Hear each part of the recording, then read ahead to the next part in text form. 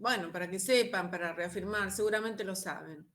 Bueno, los que entonces rindieron bien el día 29, adquirieron la regularidad, les dura 3 años. Esa regularidad se respeta por 3 años, o sea, hasta el 29 de octubre, bueno, 22, 23 del 24. Espero que antes aprueben la materia, ¿no?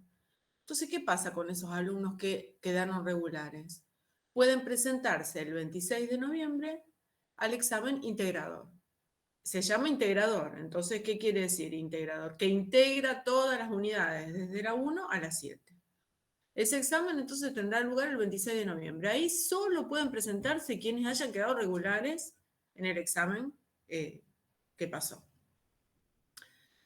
Los alumnos que quedaron libres tampoco es para desanimarse, sigan asistiendo a estas clases y se pueden presentar en diciembre en un examen que también es un examen final que comprende los temas de toda la materia, de la unidad 1 a la 7, ¿verdad? La diferencia es que a lo mejor el examen libre tiene alguna pregunta más que el examen regular, bueno, pero tampoco es algo inaprobable, todo lo contrario. Ustedes tienen un recorrido, aprovechen y se presentan en diciembre. Entonces, en diciembre todavía no tengo la fecha, lamentablemente, me gustaría dársela, pero no la tengo aún confirmada. En ese examen, que será a mediados de diciembre, supongan, se van a presentar los alumnos que hayan quedado libres en el examen del 29 de octubre, los alumnos que hayan quedado regulares en el 29 de octubre y les vaya mal, porque también puede ser en el 26 de noviembre, bueno, pueden presentarse allí en diciembre. Y también en diciembre se presentan alumnos que quedaron libres o regulares de otros años. Y así es la historia. El examen del 26 de noviembre se aprueba con 7. Es un examen integrador. Ustedes saben, las materias de promoción todas se aprueban con 7. El examen de diciembre tienen que tener el 70%, también equivaldría a un 7, el 70% del examen bien. Entonces, la única vez que ustedes aprueban con 6 fue este examen que tuvieron como regulares, el examen que pasó. Bien, ¿qué pasa si en diciembre no se pueden presentar? Bueno, en diciembre no se pueden presentar en febrero, en marzo, tienen 3 turnos más en el año 2022 antes de que comiencen las clases. Después van a tener un turno en mayo, otro en julio, otro en octubre, otro en diciembre y 3 más en el otro año. O sea, van a tener un montón de instancias para presentarse. Obviamente, si ustedes tienen esta materia pendiente, después la correlativa siguiente, bueno, se les demora un poco la carrera, eso es obvio, ¿no? Pero bueno, esa es la historia. También podría pasar que alguien, supongan que para el 26 tiene pensado un viaje, entonces no puede presentarse al examen integrador. Bueno, queda como regular, se presenta como regular en el examen de diciembre. O sea, en diciembre va a haber como 2 categorías de estudiantes, con 2 condiciones distintas, los regulares y los libres. Y hay una pequeña diferencia de dificultad, porque si no, ¿cuál es la gracia de quedar regular? Obviamente. Pero tampoco es algo que no se pueda aprobar. Entonces, la mayoría de los alumnos aprueban. Bueno, eso sería más o menos el panorama. Otra cosa que tengo que decirles es que, a pesar de que lo repetí hasta el hartazgo, que hasta yo misma me aburría de escucharme, esto, que tenían que matricularse, tenían que registrarse en el aula. Bueno, ese día del examen muchos de ustedes no estaban registrados. Entonces, eso les demoró su ingreso, además de los problemas que hubo, ¿no? Por supuesto. Pero eso, bueno, ahora no va a pasar porque ahora están todos matriculados, porque, bueno, de hecho, ya está. Pero eso ténganlo en cuenta, porque yo se lo repetí, estaba en el instructivo. Siempre nosotros publicamos un instructivo antes del examen y ustedes tienen que leerlo 1 o 2 veces, porque son como las reglas del juego del examen. Yo me di cuenta que ustedes, algunos de ustedes, no todos, no leyeron porque preguntaron con cuánto se aprobaba, cuándo estaban las notas, qué sé yo, cosas así que estaban dichas en el instructivo. Ustedes el día 12 pueden ingresar al aula virtual y ver ahí su examen, ver los errores, los aciertos que tuvieron. Así que, bueno, aprovechen esa instancia que es como una muestra de examen, ¿no? Así que eso, no dejen de aprovechar esa oportunidad. Bueno, no sé si tienen ustedes alguna pregunta.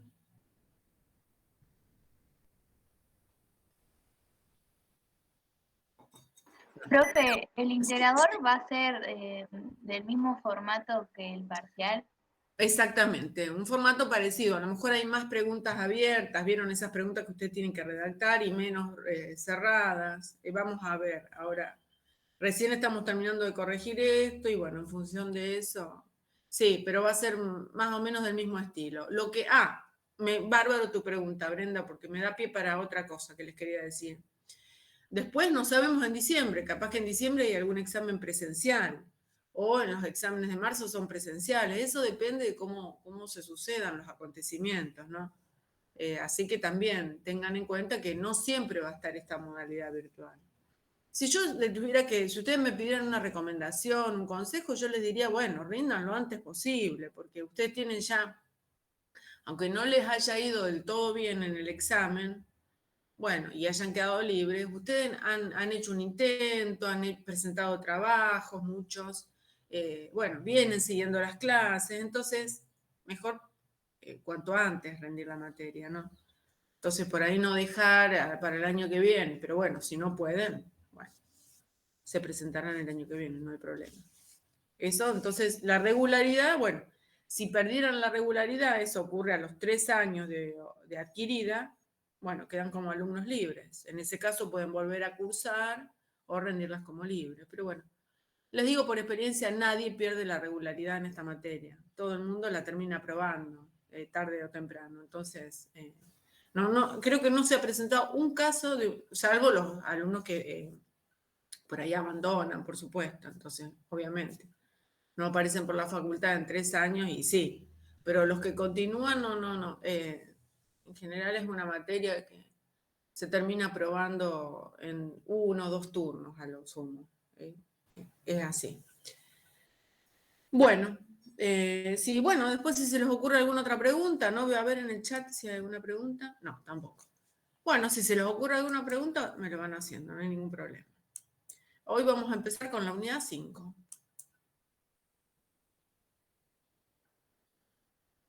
Yo les compartí el material ayer.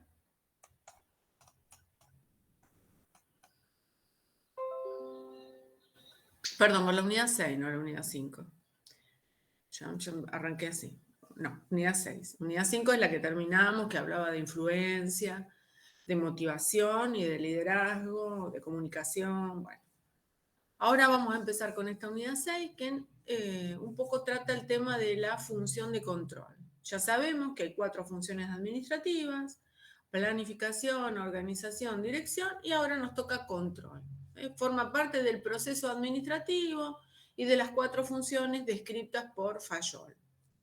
Así que vamos a hablar un poco de el control, qué es, por supuesto, cómo se clasifica, vamos a hablar de niveles de control y vamos a hablar también del proceso de control. Mi estimación de tiempo, ¿cuál es? A ver, antes de arrancar con eso, permítanme, vamos a ver un poco el calendario, cuántas clases nos quedan, si nos queda una clase para repaso, vamos a mirar eso. Hoy es 9 y vamos a avanzar con control. Quizá terminemos hoy la unidad de control. El 16, el martes que viene, veríamos la unidad 7.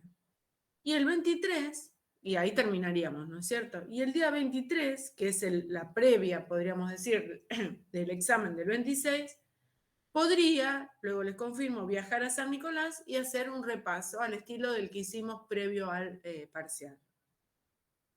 Me parece que es la forma más efectiva y bueno, llegaríamos muy bien al 26, ¿no? Ustedes igual vayan estudiando, ¿no? No sé si tienen, ¿qué examen tienen en este cuatrimestre antes de nuestra materia? El 17 sociales, ciencias sociales sería. Ah, Y el 24 introducción a la economía. Bien. El 24.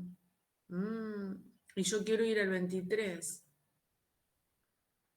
¿Va a ir alguien a la clase del 23? Si el 24 rinde economía. Yo iría. Sí, profe. ¿Irían? Sí. ¿Sí? Sí, profe. Bueno.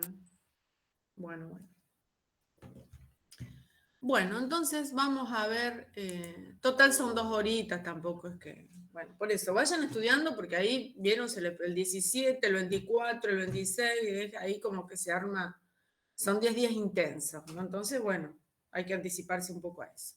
Bueno, vamos ya entonces al control.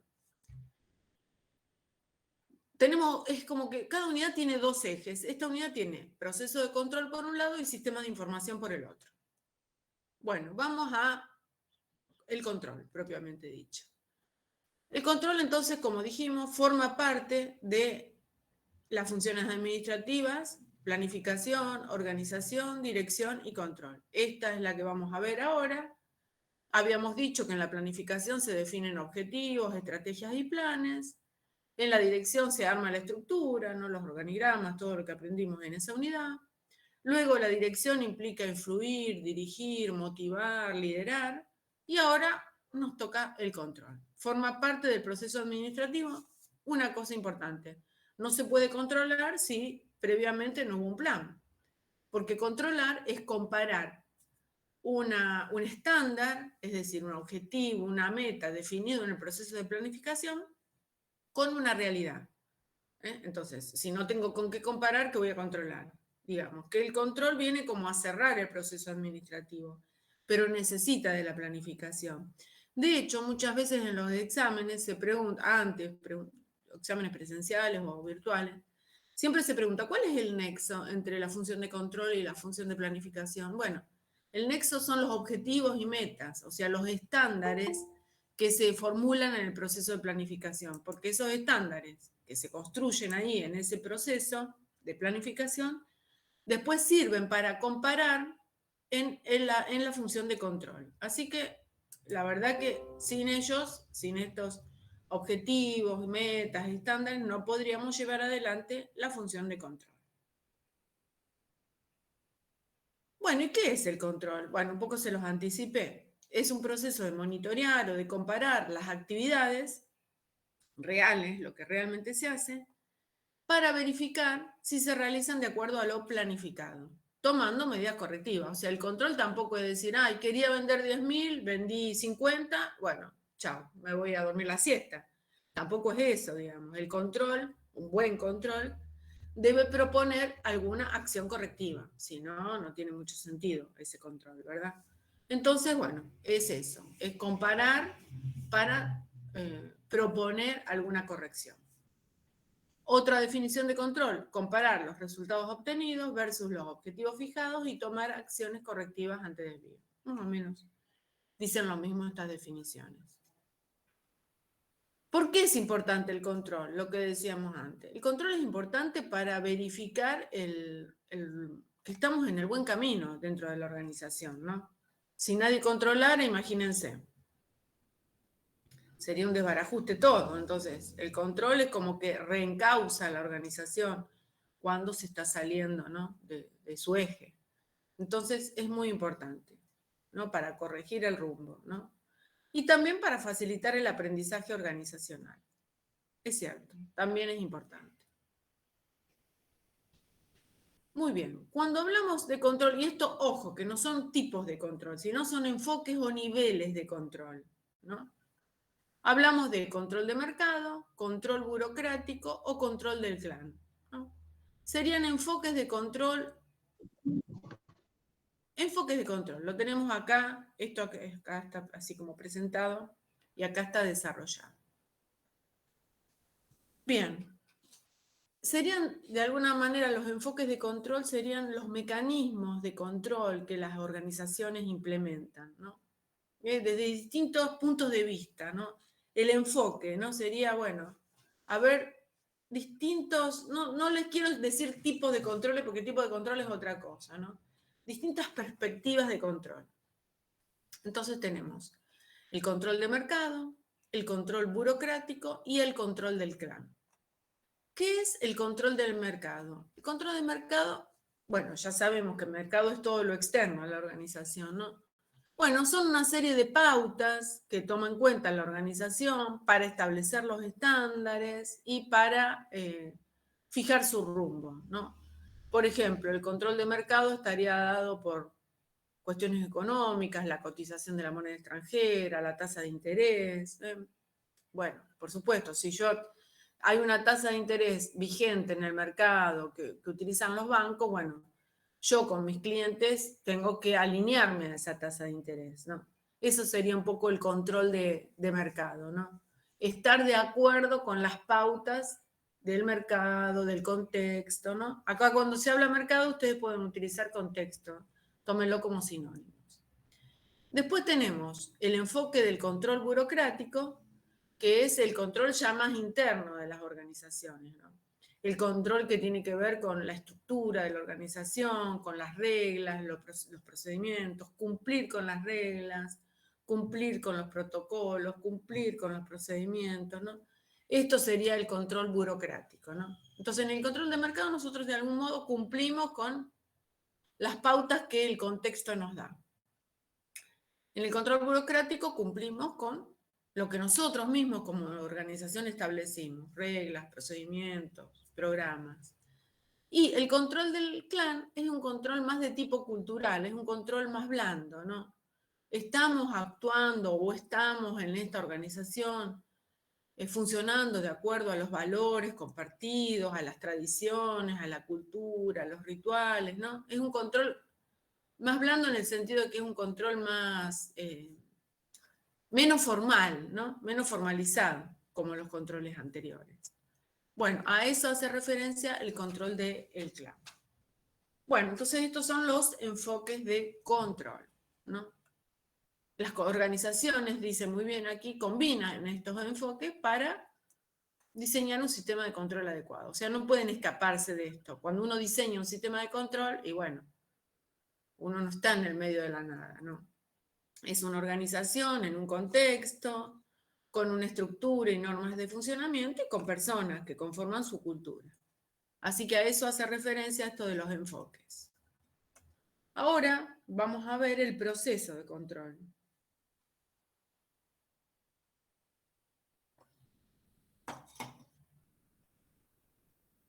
¿Qué es el proceso de control? Bueno, ¿qué es controlar? A ver, si nosotros nos ponemos a pensar, todo el tiempo estamos controlando, ¿no? Porque en todo el tiempo estamos comparando una cuestión real con una cuestión planificada. Miren, para tomar un tema reciente, a lo mejor ustedes tenían una expectativa respecto del examen, sacar determinada nota, y resulta que fue otra la nota. Bueno, en esa comparación que ustedes hacen entre lo planificado y lo real, en realidad lo que están haciendo es controlar. Todo el tiempo controlamos nosotros en nuestra vida cotidiana. Cuestiones así, como que pasan, lo hacemos como en automático. Y muchas veces también somos controlados. No es solamente que nosotros nos controlamos, sino que externamente nos controlan. Bueno, el control es eso, es una comparación entre un rendimiento real, como bien dice aquí, con metas, objetivos definidos en el proceso de planificación. Entonces, como consecuencia de esa comparación de estándares y realidades, estándares aquí y realidades aquí, pueden o no, a lo mejor no, pero pueden surgir desvíos. Quería vender 10.000 y vendí 50. Y bueno, claramente estoy lejos de alcanzar, ¿verdad? Esa meta que me propuse. Entonces, un buen control propone también una acción correctiva, ¿no? Una corrección a ese desvío. Entonces, así empezaría el proceso de control. Mido el rendimiento real, veo qué ocurre realmente, qué ocurrió, qué nota me saqué, cuánto vendí, cuánto gasté, qué pasó realmente.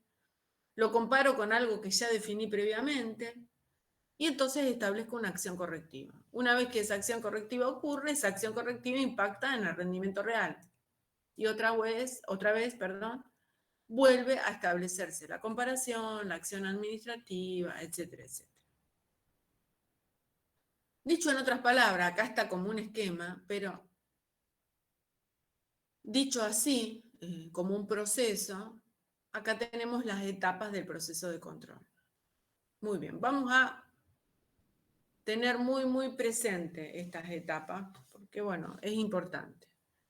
El control es re importante, aunque tenga mala fama, ¿no? Mala prensa, o controlar, soy controlado. Bueno, lo que pasa es que nosotros podemos hacer el mejor plan del mundo, pero si luego no lo controlamos, ¿qué sentido tiene? No sabemos si el plan era bueno o malo, porque de hecho nunca lo controlamos. El control por eso cierra las funciones administrativas y es tan importante como las otras funciones administrativas que ya estudiamos. Bueno, entonces, ¿cómo es esto del proceso de control? ¿Cuáles son las etapas?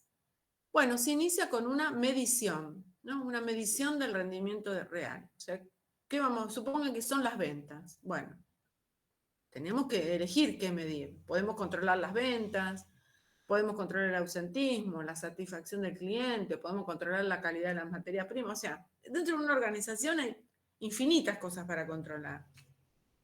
Entonces, medir el rendimiento real implica definir eso. ¿Qué medir y cómo medir? ¿Cómo sé yo lo que pasó realmente? A eso hace referencia el cómo medir. Y bueno, por ejemplo, si yo quiero controlar las ventas, y bueno, ¿cómo medir? Bueno, me voy a ir a los registros contables a ver cuáles fueron las ventas del mes, por ejemplo, ¿no? Y si lo que quiero medir es la satisfacción del cliente, ¿cómo lo voy a medir? A través de una encuesta para ver qué tan satisfecho está el cliente. Si quiero medir el ausentismo, bueno, voy a ir a mirar las planillas de inasistencia. En fin, siempre tengo que buscar una fuente que me diga lo que pasó realmente, ¿no? Cuando lo que quiero medir es económico-financiero, bueno, tengo los registros contables, ventas, costos, gastos, impuestos. Bueno, me voy a los libros contables, eso es lo que ustedes han aprendido en contabilidad, ¿verdad? Pero cuando lo que quiero medir es más soft, por decirlo así, la satisfacción del cliente, ¿dónde miro la satisfacción del cliente? O la motivación del personal, ahí se me complica un poco, ¿no? Tengo que apelar a otras cuestiones, ¿no? La observación personal de los empleados me puede dar alguna pista de qué tan motivados están. Bueno, lo cierto es que yo tengo que medir el rendimiento real y esas formas de medir son muy determinantes. Tengo que medir bien, tengo que saber lo más precisamente posible qué pasó en la realidad, porque si no, el control no va a tener mucho sentido. Una vez que yo mido el rendimiento real, cuánto vendí, por ejemplo, entonces lo comparo, como veíamos en el cuadrito anterior. Comparo ese rendimiento y el estándar, es decir, esa meta que yo me fijé en el proceso de planificación. Acuérdense aquí la diferencia entre objetivos y metas, aunque ya estudiamos oportunamente. Entonces yo hago esa comparación y veo, porque por ahí no hay diferencia. Quería vender 10.000 y justo vendí 10.000. Bueno, eso casi nunca pasa, pero bueno, ahí no hay desvío. A veces puede pasar que yo quería vender 10.000 y resulta que vendí 9.990. Estuve ahí, ¿no? Cerquita, no llegué a los 10.000. Estuve ahí. Entonces siempre cuando uno establece un estándar, establece también un rango de variación aceptable. Yo quería vender 10.000, vendí 9.990. ¿Está tan mal? No. Considero aceptable. Con un desvío de 10 lo considero aceptable. Ese es el rango de variación. Es esa cifra que yo utilizo que digo, bueno, es aceptable igual. No llegué a los 10.000, pero llegué a los 9.990. No sé. Quería sacar un 8 en el examen, pero saqué un 7. Y bueno, está bien también. El rango de variación es 1. ¿Estamos? Entonces, cuando uno fija en el estándar, en el proceso de planificación, no es acá, también establece un rango de variación aceptable. Eso es muy, muy importante. Bueno, entonces se compara, como decíamos, se compara lo que ocurrió realmente con esa meta y establezco el desvío. Y entonces puede ser que lo que ocurrió realmente caiga dentro de eso aceptable. Entonces, bueno, no hago nada. Si justamente yo quería vender 10.000 y vendí 10.000 o vendí 9.990, bueno, ¿qué acción administrativa voy a hacer? Y bueno, nada, porque está bien, cumplí con la meta, ¿no? Pero ¿qué pasa? Si yo me propuse vender 10.000 y lo que vendí fue 5.000, vendí la mitad de lo que pensaba, bueno, ahí alguna acción administrativa tengo que llevar adelante. No me puedo quedar de brazos cruzados ni irme a dormir la siesta.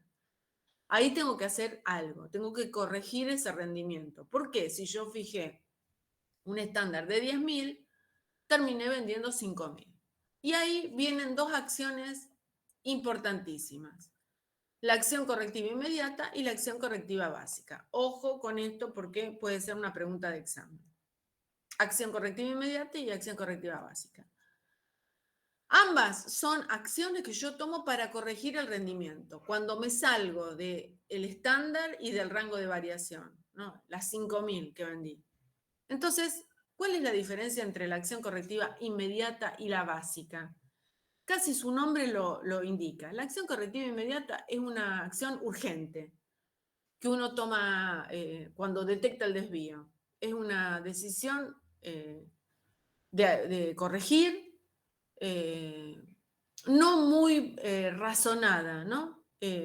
Va como sería como una acción de ir a apagar el fuego. No me pregunto las causas del incendio, no estoy usando una metáfora, sino que voy y tomo una acción para que todo se encamine. No sé, quería vender 10, vendí 5. Una acción correctiva inmediata puede ser, bueno, aplicar rápidamente una política de descuentos en los precios o bonificaciones. Entonces, a ver si con eso logro aumentar las ventas. Es una acción muy urgente, muy sin demasiado razonamiento, bueno, a ver qué causa, no. Voy y tomo una medida así, medio espasmódica, inmediata, ¿no? Por eso el nombre de acción correctiva inmediata. Es algo urgente, algo casi improvisado, ¿no? Esa es la acción correctiva inmediata, que las empresas lo usan todo el tiempo, no se crean que es algo tan raro. O si tengo un poco más de tiempo, y si la cosa no es tan grave, a lo mejor en lugar de vender 10.000, vendí 9.000, bueno, no está tan mal. Entonces ahí me permito llevar adelante acciones correctivas básicas, que como su nombre lo indica, va a la base del problema. Busca la causa de ese desvío. A ver, ¿por qué vendí 1.000 unidades menos? Bueno, porque, supongo, estoy inventando, ¿no? Porque la competencia salió al mercado con un producto similar, porque nuestro producto tiene fallas de calidad, porque hay una recesión generalizada y nadie está comprando nada. ¿Por qué vendí menos? ¿No? Y entonces me empiezo a preguntar, y bueno, a lo mejor es esto, a lo mejor el otro, a ver, y a lo mejor el producto es defectuoso. ¿Y por qué es defectuoso? Y bueno, porque la materia prima es defectuosa. ¿Y por qué? Bueno, porque le compramos a tal proveedor. Pero entonces, ¿quién eligió el proveedor? ¿Quién es el responsable de esta compra de materia prima defectuosa? Y así uno pregunta, bueno, ya llega un momento que, bueno, alguna explicación le encuentra todo, ¿no? Pero eso, por supuesto, lleva mucho tiempo. Esta no es nada urgente, esta acción correctiva básica a lo mejor puede llevar meses de indagación, de investigación, a ver dónde está el problema. Bueno, no siempre se puede aplicar. Por supuesto que si yo tuviese que decir qué acción es mejor, y diría que la básica, porque la básica va a ir a la causa primera del problema, ¿no? ¿Por qué se produjo el desvío? La inmediata no me dice el por qué. Me da una herramienta así para aplicarla inmediatamente, pero no me explica mucho. Pero bueno, las empresas usan una u otra para corregir el rendimiento. Eso es verdad. Y después, me notaba yo incómoda, era que no tenía puestas los lentes. Ahora sí soy otra. Bueno, qué peligro. Yo notaba, vieron, como una cosa así, como una incomodidad, un mareo, algo era porque no estaba viendo, claramente. Bueno, rebobinemos entonces. Esa es la acción correctiva, la inmediata y la básica, ¿no? Entonces, rebobinemos. Yo hago esta comparación, entonces, no hago nada cuando no hay un desvío significativo. Hago algo cuando hay un desvío significativo. Pero otra cosa que puede pasar es que las empresas hayan exagerado o se hayan equivocado en la determinación del estándar. ¿Por qué unas ventas de 10.000 pesos? Quizá el error estuvo allí, en fijar un estándar. No, ¿vieron qué se dice por ahí? Se puso la vara muy alta. Bueno, eso, fijarse un estándar inalcanzable. ¿Por qué dijimos que íbamos a vender 10.000? Si nadie está vendiendo 10.000. No nos equivocamos en el rendimiento. Las cosas fueron implementadas y ejecutadas correctamente. Nos equivocamos en ese momento que planeamos. Entonces revisemos el estándar. Y no digamos 10.000, digamos 8.000, que esas son las ventas que efectivamente podemos llevar adelante. ¿Me explico entonces? Este proceso vale tanto para las empresas como para nosotros, ¿no? A veces nosotros nos sentimos desilusionados o desmotivados porque no alcanzamos las metas que nos propusimos, pero a lo mejor no está tanto el problema en el rendimiento. Hicimos todo lo que pudimos y aún así no alcanzamos la meta propuesta. Quizá el error esté en habernos puesto una meta muy ambiciosa, ¿no? Muy elevada, inalcanzable a lo mejor en la situación que estamos viviendo. Puede pasar, ¿no? Entonces, esto nos ayuda a pensar también sobre eso, ¿no? Estas entonces son las etapas del proceso de control. Ustedes luego lo tienen en la unidad 6 que yo les compartí ayer. Está re bien explicado, hay un gráfico precioso que les indica todo el proceso, muy lindo. Les recomiendo que miren mucho ese material, que está en lo que yo les compartí ayer. Bueno, entonces ahí tenemos las etapas del proceso de control. ¿Alguna pregunta hasta aquí? No. Bueno. Continuemos entonces con los tipos. Vieron, no podía fallar.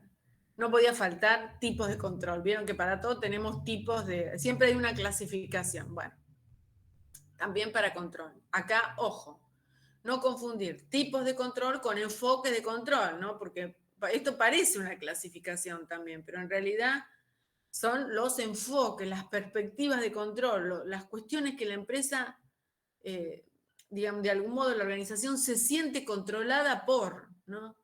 El mercado, lo externo, la estructura, la cultura, de alguna manera son limitantes al accionar de la empresa. Bueno, esos son los enfoques. Ojo, porque por ahí pregunta, ¿cuáles son los tipos de control? Y los alumnos van con los enfoques. No. Tipos de control son estos que tenemos acá. Los tipos de control, entonces, se clasifican los controles según el momento que se aplican. O sea, hay dos momentos. Se produce un desvío entre lo planificado y la realidad y una acción correctiva. Entonces, según cómo se ubiquen estos dos momentos, se produce el desvío y se produce la acción correctiva, es como se clasifican los controles. Por ejemplo, en el control preventivo, ¿qué pasa? Se aplica una acción correctiva para evitar que se produzca el desvío. El desvío no ocurrió. Estamos, de alguna forma, previniendo que ocurra ese desvío. Por ejemplo, el mantenimiento preventivo de las máquinas, el control de calidad de los insumos. Bueno, en épocas, dejemos de lado la época del COVID, ¿no? Pero en épocas normales, antes de la pandemia, cuando se vacunaba al personal todos los años, muchas fábricas y empresas, ¿no? Yo inclusive he trabajado en una, en donde preventivamente vacunaban contra la gripe a todo el personal. ¿Cuál era el objetivo de ese plan de vacunación masiva de la vacuna antigripal? El objetivo era anticiparse para que no haya ausentismo, para que los empleados no falten porque se engriparon. Entonces, preventivamente, las empresas ofrecían vacunar al personal contra la gripe. Bueno, otro ejemplo, ¿no? Además de lo que están acá. O sea, un control preventivo tendiente a evitar que se produzca el desvío. Control concurrente. Acá falta una concurrente, dice, pero es concurrente, ¿no? El control concurrente o concomitante también es un control que se realiza a medida que se realiza la acción. Se está realizando una acción y ahí al toque dirían, no, ustedes se realiza el control. Como por ejemplo cuando escribimos algo en Word o en Excel y nos equivocamos, hay un error ortográfico o un error gramatical, bueno, el programa lo corrige automáticamente o no sé, en WhatsApp también pasa, ¿no? Que uno tiene esa posibilidad de que te señala lo que está mal escrito o mal redactado. Bueno, eso es un ejemplo de control concurrente. acción y control se llevan adelante ahí, en el mismo momento. A lo mejor hay, por supuesto, fracciones de segundo, no es exactamente, pero bueno, podemos decir que no hay mucha distancia entre el control y la acción, ¿no? Otro ejemplo en las empresas es la supervisión directa, cuando tenemos a ese jefe que está controlando permanentemente cómo estamos trabajando, bueno, eso también es un control concurrente. Ocurre, ¿no? Ese rendimiento está ocurriendo y hay alguien que está observando cómo se están haciendo las cosas. Ese sería un ejemplo de control concurrente. El control preventivo, no se los dije también, pero también se conoce como control anterior. Control anterior, control concurrente o preventivo, control concurrente o concomitante, o sea, es un control que se hace durante la acción, podríamos decir, y el control posterior o correctivo ocurre cuando ya el desvío pasó, ya ocurrió el desvío. Y entonces voy a controlar.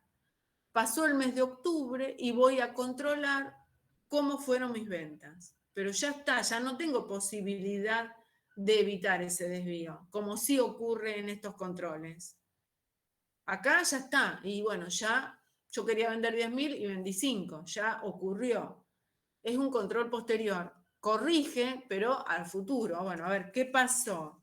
Que vendí 5.000 unidades menos. A ver, estudiamos, aplicamos una acción correctiva inmediata básica, vemos, ¿no? Analizamos y bueno, ¿para qué? Para que en el futuro no vuelva a ocurrir, pero lo que ya pasó, pasó. No hay chance, digamos, de volver sobre los pasos porque ya el tiempo pasó. Ese sería un control posterior o correctivo. Así que bueno, esta clasificación es muy importante. Se pregunta en los exámenes en general muchos ejemplos acerca de indique cómo sería, qué tipo de controles podría implementar una empresa. A ver, vamos a hacerlo. Una empresa que vende artículos deportivos. Nos gusta preguntar siempre por empresas que fabrican y venden artículos deportivos. No sé, somos Nike. Fabricamos y vendemos ropa deportiva, ropa, calzado deportivo. A ver, ¿qué tipo de control preventivo se les ocurre? Pueden escribir si no quieren hablar o decirlo, como quieran. Controles preventivos, concurrentes y correctivos para una empresa que fabrica y vende artículos deportivos. Me voy a tomar el café que a esta altura ya es como un café helado, pero ahora está de moda el café frío. Bueno, a ver, cuéntenme. De a uno, por favor.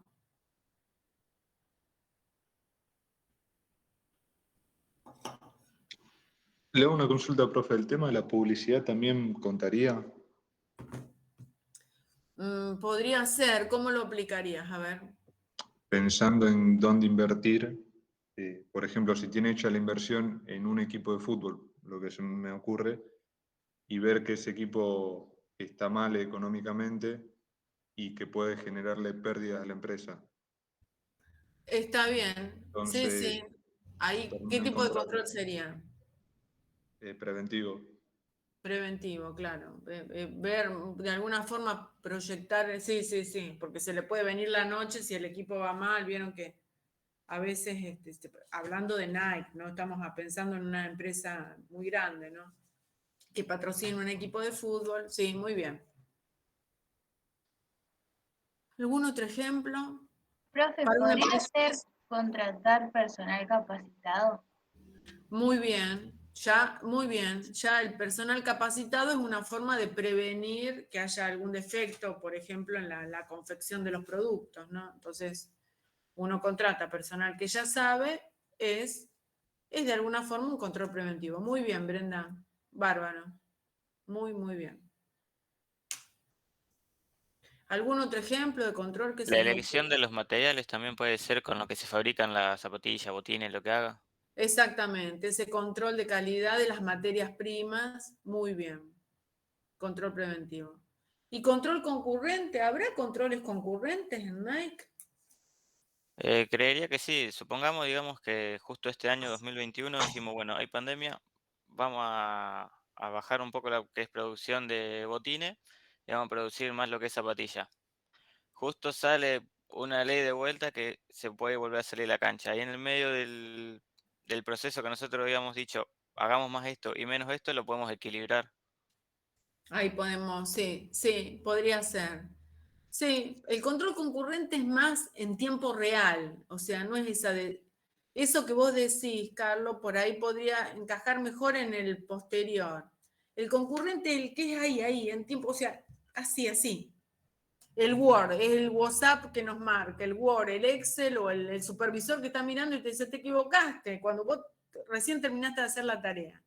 Es bien ahí, pero bueno, pero vale tu ejemplo muy bien, muy complejo, con mucho dato, muy lindo para posterior. Ahí la empresa dice, uy, bueno, ¿no? Cambiaron las reglas de juego, ahora se vuelve al fútbol, bueno, cambiemos la producción, las líneas, muy bien. El concurrente, por eso no hay tantos controles concurrentes, digamos, sí. Los ejemplos son estos que les dije, ¿no? El Word y la supervisión directa. El Word, el Excel, todo lo que sea aplicaciones, ¿no? O qué sé yo, hasta, no sé, el home banking, ponemos mal la clave y nos dice error, o el guaraní. Bueno, ese es un control concurrente, es ahí en tiempo real. Controla la clave que ingresamos ¿no? Con lo que está grabado en el sistema y listo, y no nos permiten entrar si no es correcta. Bueno, esos son controles concurrentes, bueno, hay bastantes, pero controles, no sé, hasta subimos al colectivo con la tarjeta y la tarjeta no tiene carga y nos tenemos que bajar del colectivo, es un control concurrente, es ahí. Ocurre la acción y nos controlan ahí. Bueno, muy bien los ejemplos. Vamos a continuar entonces. Bueno, ahora bien, entonces, porque hay tantas cosas en esta unidad de control que tengo un miedo que se confundan. Ya vimos enfoques de control, ahora tipos de control y ahora viene para complicarles más aún la vida, niveles de control. Entonces, como todos son tres, yo digo, ay, por favor no se vayan a confundir. Niveles o estructura de control, ¿no? ¿Qué son? Los controles, ¿por qué le llamamos estructura o niveles de control? Puede estar preguntado de las dos maneras. Porque hace referencia al organigrama, ¿no? A la pirámide de la organización y a qué controles son predominantes en cada nivel, ¿no? En los niveles más altos, ¿qué control hay? En los niveles medios, ¿qué tipo de control? En los niveles más bajos, ¿qué tipo de control? Por eso se lo llama estructura o niveles de control. Tiene que ver con los niveles organizacionales. Bueno, vamos con eso entonces.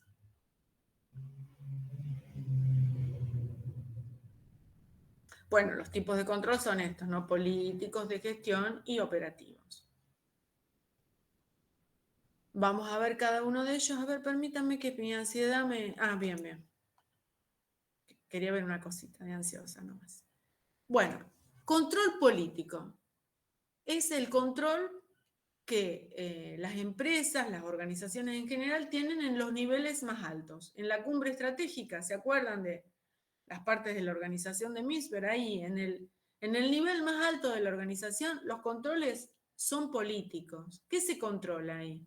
Y bueno, que se cumplan las estrategias, la misión, los objetivos. Ahí se controlan las grandes cosas. Es un control muy relevante, porque ahí se controla de alguna forma que la empresa no se vaya de su rumbo, ¿no? Son grandes controles que comprenden a toda la organización, ¿no?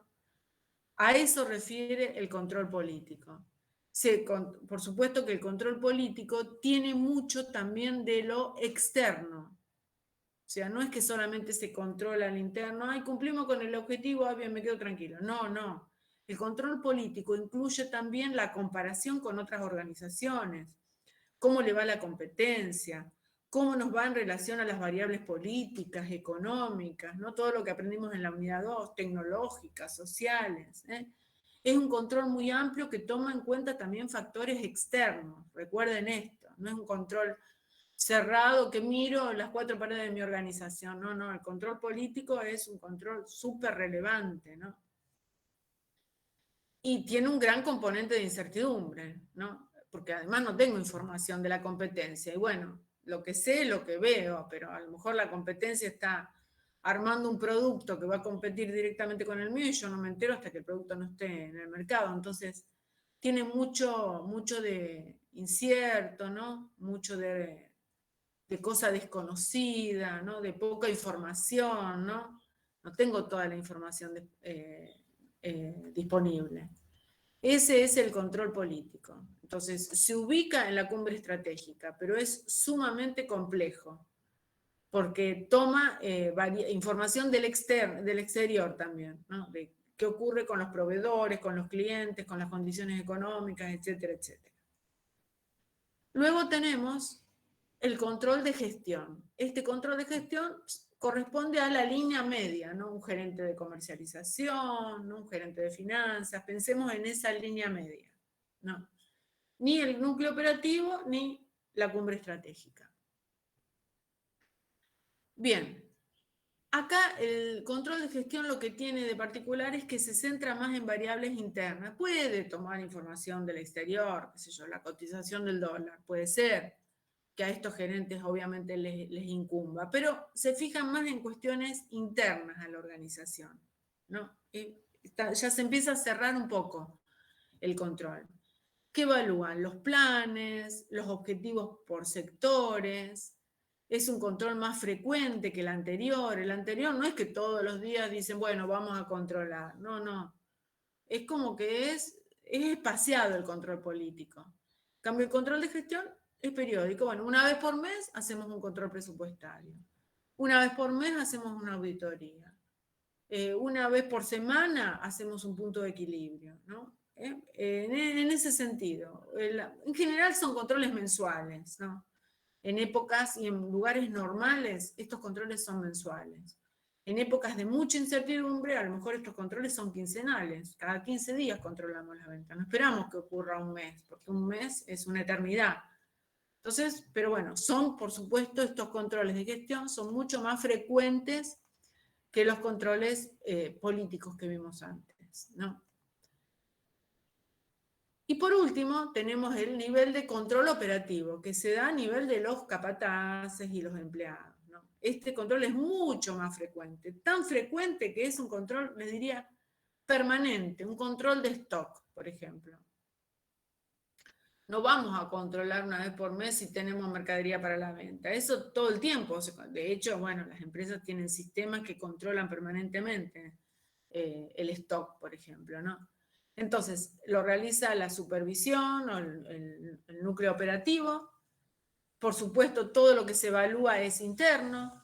A veces a ese nivel no se evalúan cosas monetarias, aspectos monetarios como sí en los otros, que se miden costos, ventas. Acá no es tanto lo monetario. Acá a lo mejor en este nivel, por ejemplo, se controla los gramos de desperdicio de materias primas, o la cantidad de unidades producidas, ¿no? O la cantidad de productos defectuosos. O sea, no se monetiza, no es perdimos o desperdiciamos tantos pesos, no, es desperdiciamos tantos gramos, o se evaporaron estos líquidos solventes en el área. ¿Se dan cuenta? Es más, no es tan monetario este tipo de control, es más físico. A ver, ¿cuánto stock tenemos? Lo que les decía antes, cuántos kilos de materias primas tenemos. No importa cuál sea su valoración o su costeo o su valuación. Eso ya es competencia de este control. En el control operativo lo que vemos son cantidades físicas. ¿Cuánto hay en unidades físicas? Gramos, kilos, litros, lo que fuere. Mercaderías, etc. Y se refiere a tareas o operaciones que se realizan en las áreas de la empresa. En el área de producción, en general es el área de producción, pero también puede ser el área de ventas. Entonces es un control muy, muy, muy frecuente. ¿Alguna pregunta en relación a esto? No. ¿No?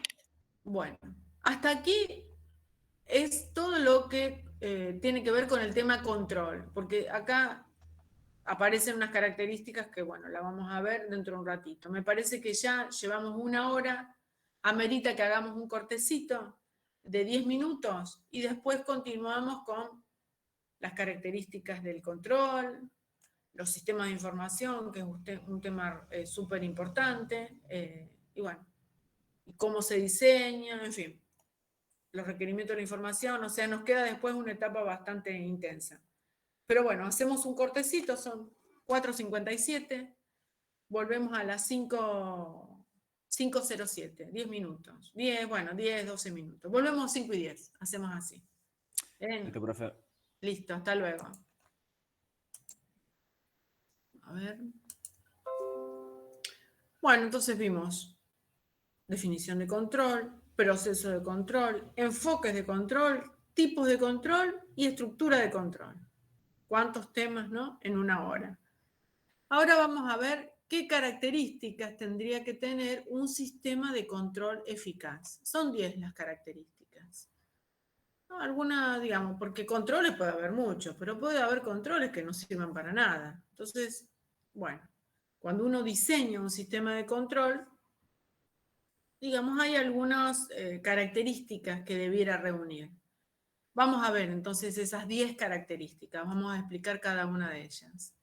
Precisión. ¿Qué quiere decir que un sistema de control sea preciso? Bueno, que indique con la mayor certeza el desvío, el tipo de desvío, la magnitud del desvío, ¿no? La precisión es, un control es preciso cuando te dice, bueno, mira, el desvío es del 4%, vendiste 4% menos de lo esperado, o vendiste 10.000 unidades menos de lo esperado. Si un control que te dice, y más o menos, vendiste menos, no es preciso. O sea, debe dar pautas ciertas que me permitan tomar acciones correctivas, ¿no? Eso es un control preciso. No les digo exacto, porque por ahí un control exacto, ¿no? Pero bueno, tender a la exactitud, no a la perfección. Oportuno. La oportunidad. ¿Qué es el requisito de la oportunidad? El control, digamos, la información acerca del control debe ser puesta a disposición en el momento adecuado. ¿De qué me sirve? Por ejemplo, ¿no? Se los exagero. Voy a controlar el ausentismo del personal un año después de que ocurrió. No tiene mucho sentido. O voy a controlar las ventas. Bueno, las ventas de octubre 2021 las voy a controlar en 2023. Bueno, por ahí ni está la empresa en ese momento. O sea, el control tiene que ser en el momento adecuado para permitir corregir si se han producido desvíos, porque si no, puede ser muy tarde. La oportunidad hace referencia al momento, ¿no? Que debe ser empleado. La economía. ¿A qué hace referencia? Remite a los costos. A veces controlar una determinada operación es demasiado caro. No tanto, puede ser en términos monetarios, pero a lo mejor en términos de tiempo. A lo mejor controlar determinada cosa me lleva un montón de tiempo o un montón de dinero. Bueno, eso hay que evaluar, ¿no? ¿Cuál es el beneficio de este control? ¿Cuál es su costo? ¿Vale la pena controlar esto? ¿Qué beneficio obtenemos de este control? ¿Qué tan caro es? ¿Podemos abaratar este control? Bueno, la economía hace referencia a la relación costo-beneficio. Flexible, otra característica que tendría que tener un sistema de control eficaz. Ser adaptable, ¿no? Conforme cambia la operatoria de la empresa. A veces la empresa cambia algunos sistemas de planificación, de dirección, de organización y los controles siguen siendo los mismos. Entonces, la flexibilidad es eso, hace referencia a la posibilidad de que se adapte conforme a los cambios que ocurren en la organización. Inteligibles, ¿qué quiere decir inteligible? El libro lo muestra así, comprensible, que se entienda la información acerca del control, ¿no? Que el control sea entendible, a eso hace referencia. A veces hay controles a lo mejor escritos en un lenguaje informático, bueno, que la verdad no entiendo nada de lo que me dice esto. Bueno, no. El control inteligible es un control comprensible, entendible. Criterios razonables. Debe apelar a criterios razonables, es decir, controlar lo verdaderamente importante. O sea, ¿de qué me sirve? Supongamos los automóviles tienen un montón de controles, ¿no? Controlan la temperatura, el nivel de combustible, ¿no? La velocidad, son controles re importantes. Pero ¿Serviría en un automóvil un control que me diga la cantidad de asientos? Y no, sería un control totalmente, ¿no? Imagínense un tablero que me marque la cantidad de asientos. Ridículo, ridículo. Bueno, porque no sería razonable, es algo de total evidencia la cantidad de asientos. Con mirar basta, ¿no?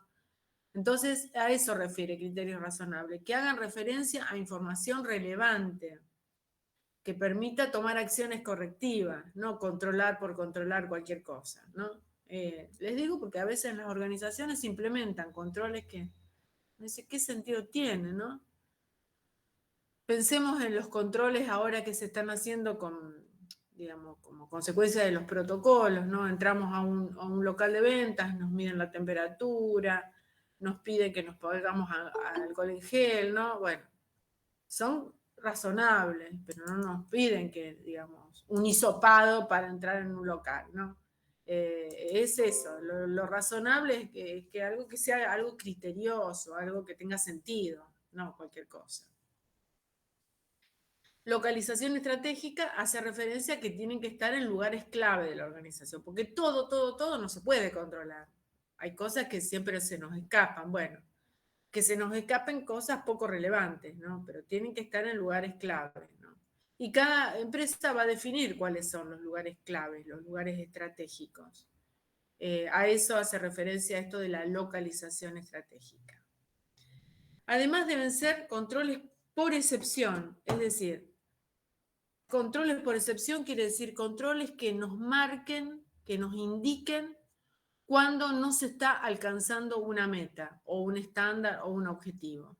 Digamos, un informe de control que me diga, usted quería vender 10.000 y vendió 10.000, usted quería que los costos sean 5 y los costos fueran 5, o sea, una información de control que me diga todo absolutamente no me sirve, porque me tengo que estar 3 horas leyendo algo que me diga que todo está bien. Por excepción quiere decir que los informes de control tienen que marcar lo que no se logró, ¿no? Eso es un informe de control relevante. Mejor un informe de control que diga, bueno, todas las variables están bien, excepto los costos, en los que hubo un desvío del 5% respecto de lo planeado. Me marcan solo eso, la excepción, si no es una locura leer un informe que diga que todo está bien, ¿verdad? Más vale presentarlo de otro modo.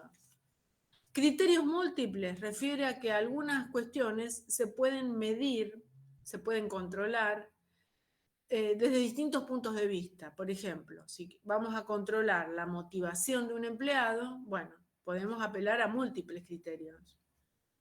Observar cómo se desempeña en su trabajo, chequear la asistencia o la inasistencia. Un empleado que falta mucho nos está indicando de alguna forma que hay una poca motivación en su trabajo, por ejemplo. Bueno, y así, distintos aspectos, ¿no? Entonces, criterios múltiples es controlar una misma situación a través de distintos indicadores. Eso es criterio múltiple.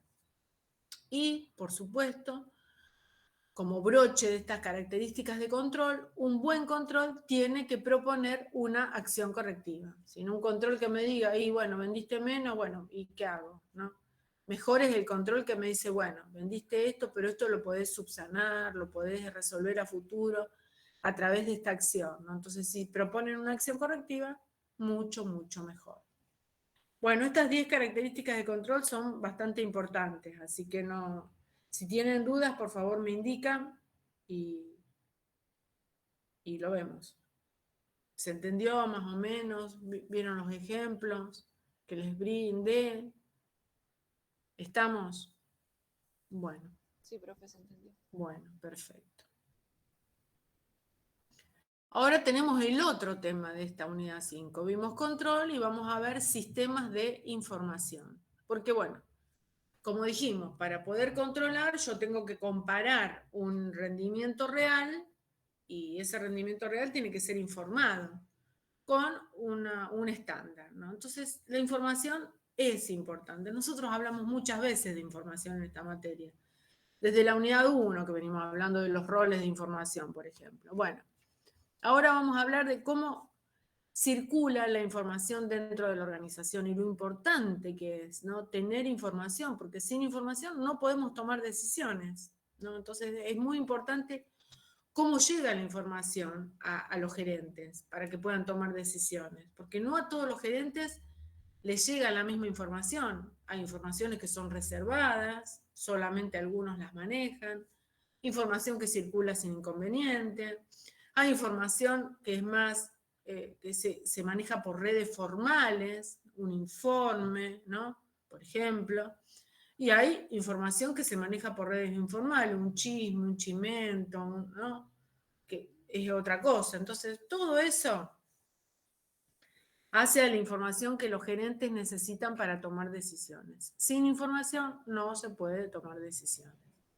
Y esto un poco está dicho acá en esta placa, cuando dicen que la información es un insumo clave para la labor gerencial, re importante, y es la forma que adopta el resultado de esta labor, también, digamos. O sea, el gerente necesita información, ya lo vimos, ¿no? Y además transmite información. El resultado se transmite a través de información. Así que la calidad de la información que dispone un ejecutivo determina la calidad de sus decisiones. Como no tenemos buena información, podemos tomar buenas decisiones. Si no, es como que estamos tomando decisiones a ciegas. Así que siempre, siempre la información es muy, muy relevante.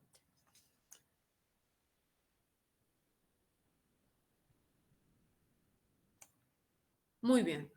Las organizaciones suelen tener sobreabundancia de datos e información. Acá tenemos la diferencia entre dato e información.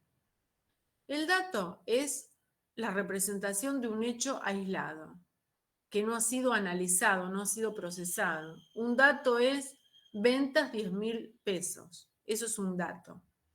La información es, bueno, las ventas fueron 10.000 pesos, menores al mes pasado. Estas ventas implican un 5% de ganancia, en fin. El dato es algo suelto, podríamos decir. El dato es, bueno, no sé, la presión atmosférica está, o la temperatura es de, no sé, 30 grados, y la humedad tanto, bueno, y la información es, bueno, con todos estos datos va a llover dentro de 2 horas, ¿no? La información es el dato procesado, analizado, ¿no? Relacionado con otro. Entonces siempre, siempre, siempre tener presente esa diferencia.